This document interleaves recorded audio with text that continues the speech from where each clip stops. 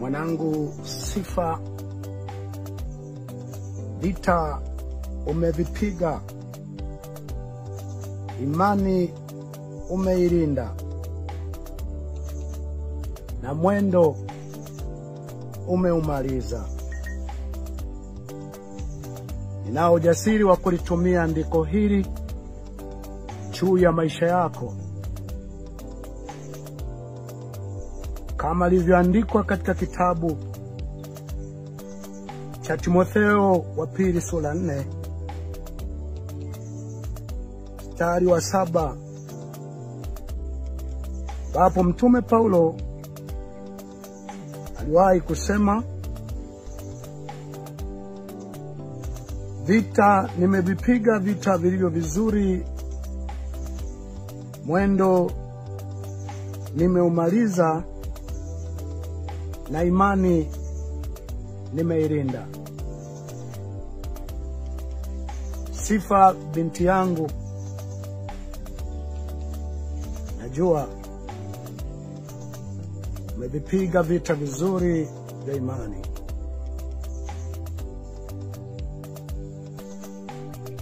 Imani umeilinda,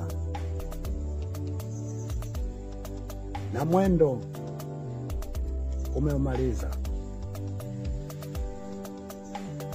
Nasikitika kuwatangazia kwamba leo tarehe 13 mwezi wa 5 mwaka 2025, hiyo siku nayo watangazia kuwa mwanangu katika Kristo Yesu,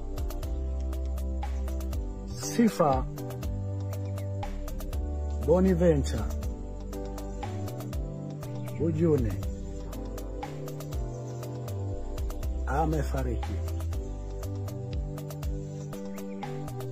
amefariki katika hospitali ya taifa ya Muhimbili hapa Tanzania. Taarifa zaidi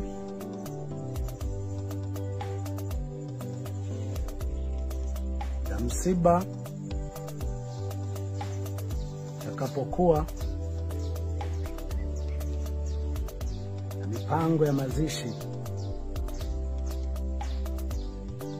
takavyokuwa, mtaletewa muda mchache mara baada ya mawasiliano kukamilika. Lakini taarifa hii ya awali ninakutolea nikiwa hapa Dar es Salaam, ambapo kwa sehemu kubwa mipango yote ndipo itakapofanyika. Mpaka muda huu naongea na wewe, niko hapa Kigamboni Geza Juu, karibu na zilipo ofisi za wilaya ya Kigamboni.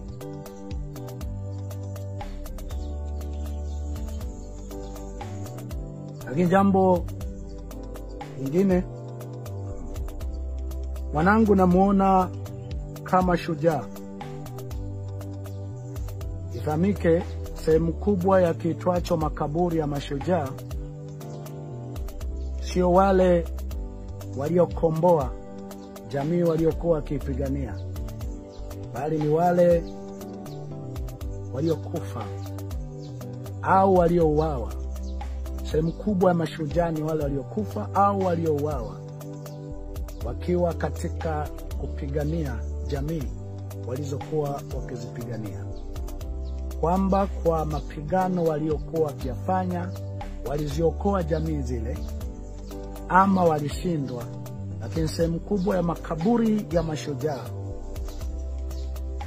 ni ya wale waliopigania jamii zao, wakafia ama wakauawa wakiwa katika uwanja wa mapambano. Binti yangu, mpaka siku ya mwisho anayokuwa katika maumivu makali, alikuwa na jambo analifanya kwa ajili ya kupigania jamii yake, taifa lake, watu wake. Na akiwa amerithi sehemu kubwa ya moyo wangu, walile usilopenda kutendewa usimtendee mwingine. Katika mabinti, watoto wangu, waumini wangu waliochukua kwa nguvu falsafa hiyo na moyo huo, binti yangu Sifa alichukua moyo huo kwa nguvu kubwa, na ametumia vizuri muda mchache wa siku chache alizopata kuishi. Maana mimi si mwepesi wa kumwekea muumini andiko na haijawahi tokea, lakini binti yangu Sifa namwekea andiko hili ya kwamba amevipiga vita vizuri vya imani, mwendo ameumaliza na imani ameilinda.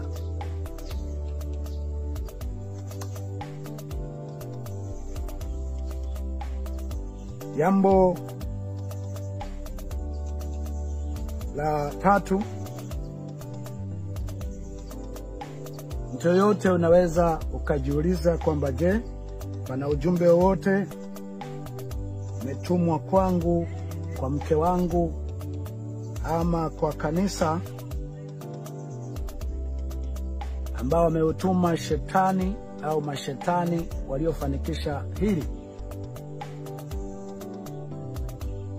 Jibu ni kwamba psychological inawezekana kabisa kuna ujumbe walikuwa wananifikishia mimi, walikuwa wanamfikishia mke wangu, walikuwa wanafikishia watu wote walio karibu na mimi. Jambo ambalo nataka ufahamu kabisa, nimesema mara kadhaa, siku ambapo Afrika tutakuja kwanza kupambana na shetani mwenyewe, inawezekana ndipo ukombozi wetu utakuja kutokea. Wazungu wenzetu, shetani ni mistakes, ni makosa ya kibinadamu, ni mipango miovu wanayopanga wanadamu kuharibu jamii, kuharibu maisha ya mtu. Sisi Afrika, shetani ni hewa, shetani ni bahari, shetani ni giza. Ndio maana hata mtu anapolalamika akitaka wewe mwanadamu utimize wajibu wako, kwa sababu 98-99 ya Mungu ni binadamu. Mungu alimwokoa Paulo kupitia watu waliomshusha chini ya kapu kwenye ukuta. Alimwokoa Paulo kupitia mjomba wake. Alimwokoa Yeremia kupitia wakuu. Wakati watu wa dini wametaka kumwangamiza Yeremia, wakuu walienda kuwazonga wale watu wa dini kwamba kwa kosa lipi Yeremia mumfanyie haya. Mungu aliwaokoa pelelezi waliotumwa na Joshua kupitia Rahabu kahaba. Mungu alimwokoa Musa kupitia Yethro ambaye alimkaribisha nyumbani kwake, Ibrahim na wengine wote. Kwa sehemu kubwa Mungu alipokoa alitumia watu, na wale watu waliwaokoa watu wale kutoka kwenye mikono ya watu waliokuwa wamepanga mabaya. Lakini kwa Afrika sisi kwa sehemu kubwa tukipiga kelele kusema mwanadamu yoyote unayeweza kuokoa, uliye na huruma, unayeweza kuchunguza ukaangalia mpango uliopo ni mpango wa aina gani.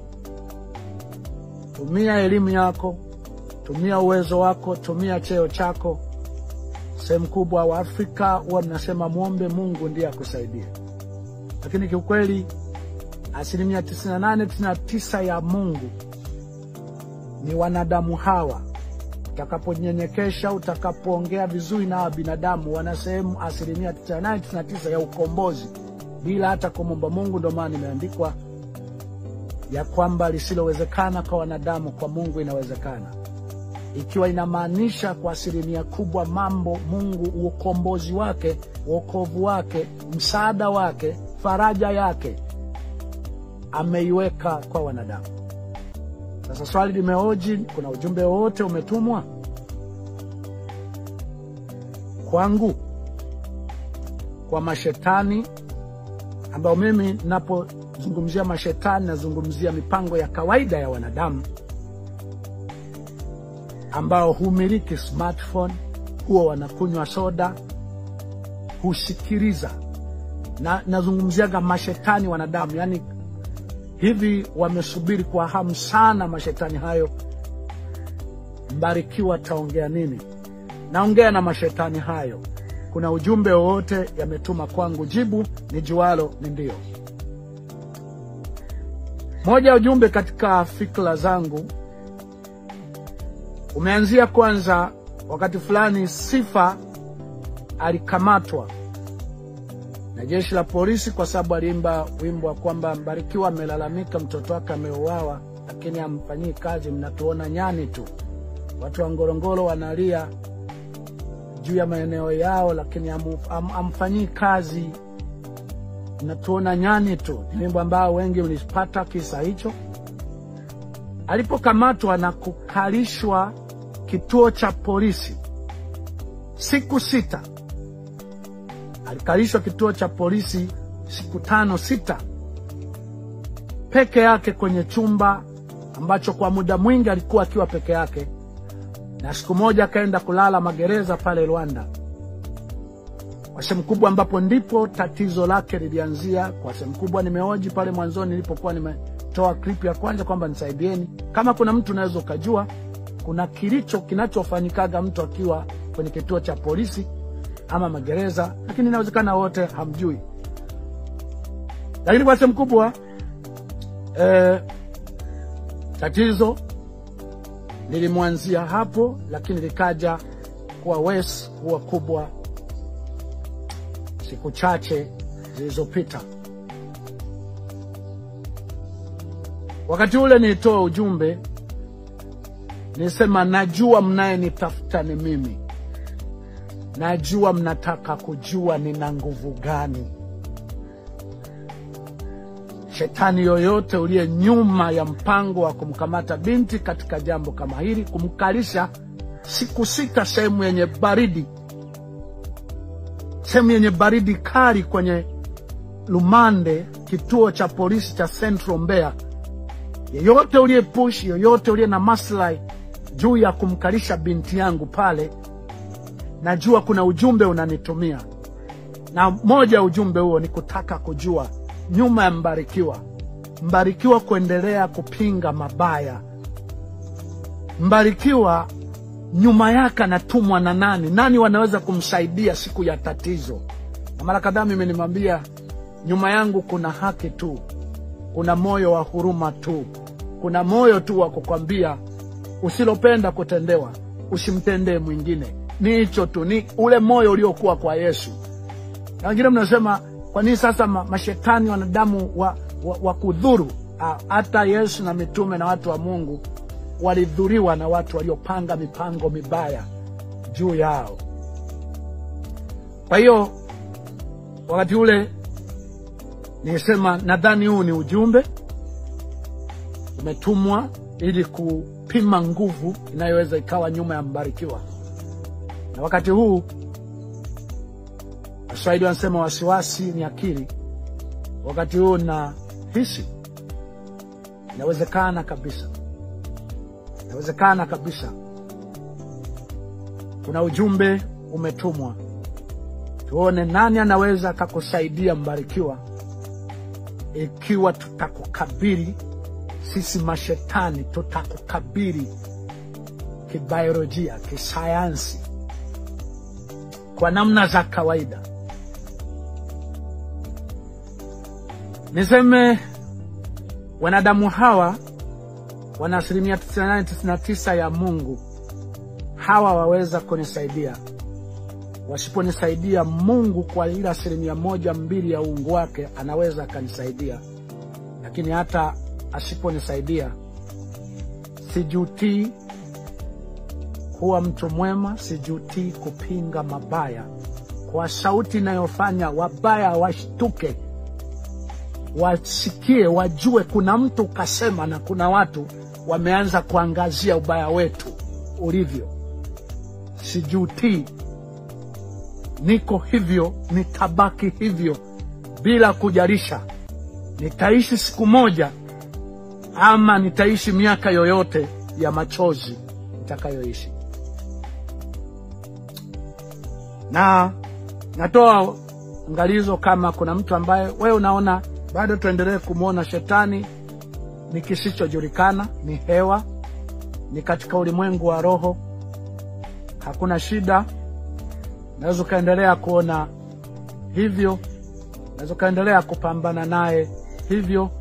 Lakini kumbuka, wakati fulani wanaongelea sana mauaji, utekaji, dhuluma na uonevu, watu wengi mlikuwa mkisema huna hekima, umechanganyikiwa, unahitaji counseling. Lakini leo nimeona nikaribia mnawashangana kuwashambulia sana wahubiri ambao hawazungumzi mauaji, utekaji, dhuluma, uonevu. Na ukumbuke wakati ule niliongea sana, nikisema wakati huu mambo hayajawa wesi, wakati huu mambo hayajaribika sana. Njooni tuzungumze.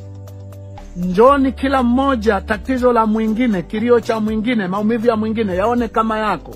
Simamisha biashara, kazi, manufaa.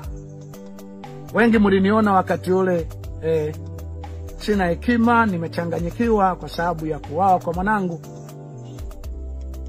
ama kupotea kwa mtoto wangu wa pekee. Lakini leo nayo furaha kusema hata kama nitaondoka kwenye hii dunia, nimeacha watu kubwa mmefahamu kupinga mauaji, kupinga utekaji, kupinga uonevu, kupinga rushwa, kupinga dhuluma, kwa kutaja dhuluma ilipofanyika, mauaji yalipofanyika, utekaji ulipofanyika, kumtaja anayeonekana ndiye aliyefanya kwa namna inayoonekana ndivyo alivyofanya, ndiyo kuhubiri.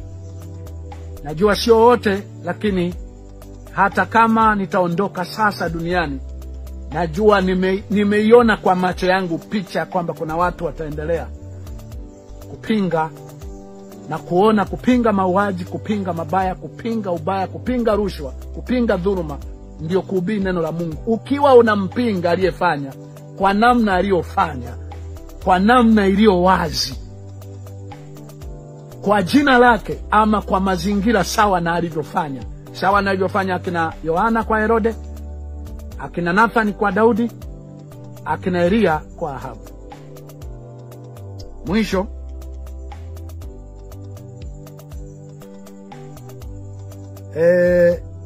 nitoe maoni yangu kama itakuja kupendeza katika miaka, niwe hai nisiwe hai, itakuja kupendeza kuja kuishi katika nchi ya ahadi ambayo Mungu alikusudia ikawemo Tanzania.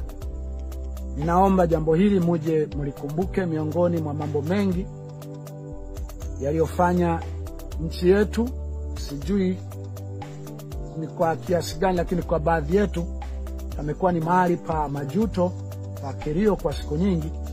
Nitoe pendekezo langu, ikiwa itakuja kuwapendeza mtakapoingia katika nchi ya ahadi, kama nitakuwepo nitakumbusha, kama sitakuwepo nje mkumbuke jambo hili.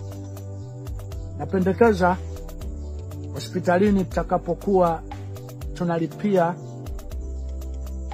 ingekuwa tuwe tunalipia matibabu, tusiwe tunalipia kile kinachofanywa chochote. Nikimaanisha matibabu, tuwe tunalipia ikiwa tatibiwa, ikiwa tatizo husika litapatiwa ufumbuzi. Nimesikia katika moja nchi zilizoendelea, ukisema naumwa zinakutibu kwanza, ndipo zinakupa gharama. Hazianzi kuuliza asset utatulipa nini. Hazianzi kuangalia uwezo wako. Cha kwanza zinaangalia kutatua lile tatizo, kwa sababu wao uhai ndio utajiri. Uhai ndio maendeleo. Ikiwa nchi yetu itakuja kuingia katika nchi ya ahadi ambayo Mungu ameikusudia, naomba ije ifike wakati tuje tuwe tunalipia matibabu, kwa maana ya kwamba tulipie kinachowezekana, kwa sababu yule mtu katika zile nchi akifariki, wale watu hawana uwezo wa kulipia, hakuwa na asset yoyote, huwa hawana cha kumfanya. Kwa hiyo naamini pia katika nchi yetu inaweza ikaja kuwa ni hatua ya maendeleo, lakini pia inawezekana matabibu wetu, sijui sana kwa sasa, lakini inawezekana watatumia na wasimamizi wao watatumia kila njia kuhakikisha mtu huyu ana survive, kwa sababu huenda malipo yanaweza yakalipwa ikiwa watafanya kazi ya kuokoa uhai, kutibu kwenyewe. Nje na hapa yamenikuta, ndio maana kila kinachonikuta naweza nikakitumia kufundishia wengine. Paka hapa nadhani zaidi ya milioni 6-7-8 zimetumika kwenye matibabu tu ya kawaida, na baadhi kwa sababu sasa hatuna elimu, hatuna uelewa, mengine ni unaletewa tu kwamba deni ni hili, kabla unakuwa hujapewa ufafanuzi kama litakuwepo, na wakati huo unakuwa huna nguvu ya kuhoji sana, kwa sababu kwanza uko kwenye pressure. Natakiwa ndugu yako itumike njia yoyote, kama kuna fedha ipo itumike, lakini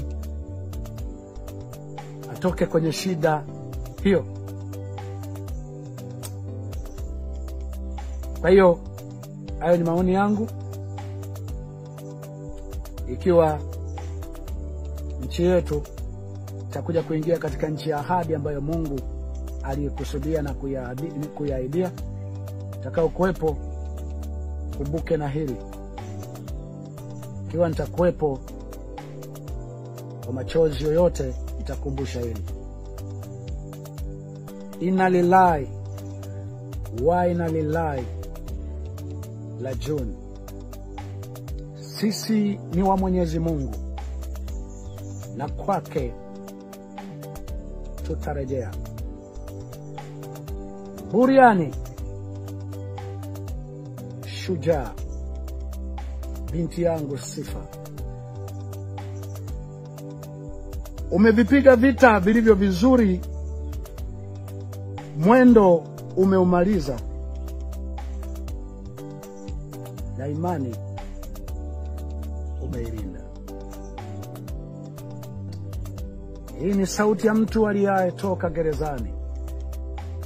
Anasema, itengenezeni njia ya Bwana, nyosheni mapito yake. Heri mtu atakayeteswa, atakayefungwa, atakayeuawa, ama afae katika Bwana tangu sasa, apate kupumzika mara baada ya taabu yake. Tazama, Mungu mwenye haki yu karibu kuja. Hii ni maana neno Maranatha.